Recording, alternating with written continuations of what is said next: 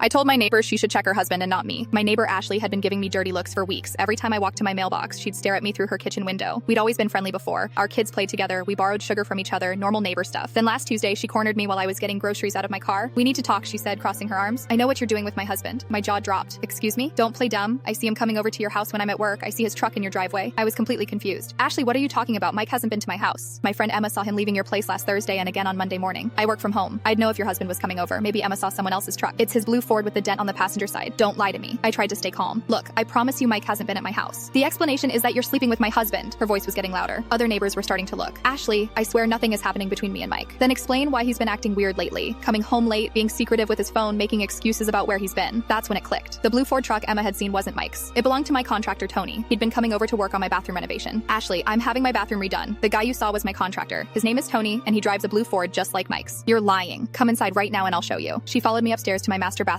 which was completely torn apart. New tiles stacked in boxes, pipes exposed, dust everywhere. "This is what Tony's been working on for 3 weeks. He comes over when you're at work." Ashley's face started changing. The anger was slowly being replaced by confusion. "But Mike's still acting strange. If it's not you, then what's going on?" "Ashley, I don't know what's going on with Mike, but I promise it's not me. Maybe you should just ask him directly instead of spying on the neighbors." She left without saying much. 2 days later, Ashley knocked on my door. She looked terrible, like she'd been crying for hours. "Can we talk?" We sat on my couch and she started crying. "You were right. I should have checked my husband instead of accusing you." "What happened?" I confronted Mike. At first he denied everything, but I kept pushing. Finally, he broke down and admitted he's been gambling. My heart sank. "Oh, Ashley. He's been going to that new casino during his lunch breaks, then staying after work to try and win back what he lost. He's blown through $8,000 of our savings." I handed her tissues. "I'm so sorry. He promised he'd quit, but yesterday I found betting apps on his phone. He's been placing bets while sitting right next to me watching TV. Have you guys thought about counseling? He says he doesn't need help, that he can stop anytime. But he said the same thing 3 months ago when I first noticed money missing." Ashley wiped her eyes. "I owe you a huge apology. I was so paranoid about him cheating that I didn't even consider he might be hiding something else." "You don't need to apologize. You were scared and trying to protect your marriage. I made a fool of myself. I even called Emma and told her to keep an eye on you." A week later, Ashley knocked on my door again. This time she was smiling. "Mike finally agreed to go to gambling addiction counseling. We're working on it together." "That's wonderful. And I brought you something." She handed me a plate of homemade cookies. "A peace offering for being the worst neighbor ever." "You weren't the worst neighbor. You were a wife trying to save her marriage. Now Ashley and I are closer friends than we ever were before." And Tony finished my bathroom. "It looks incredible."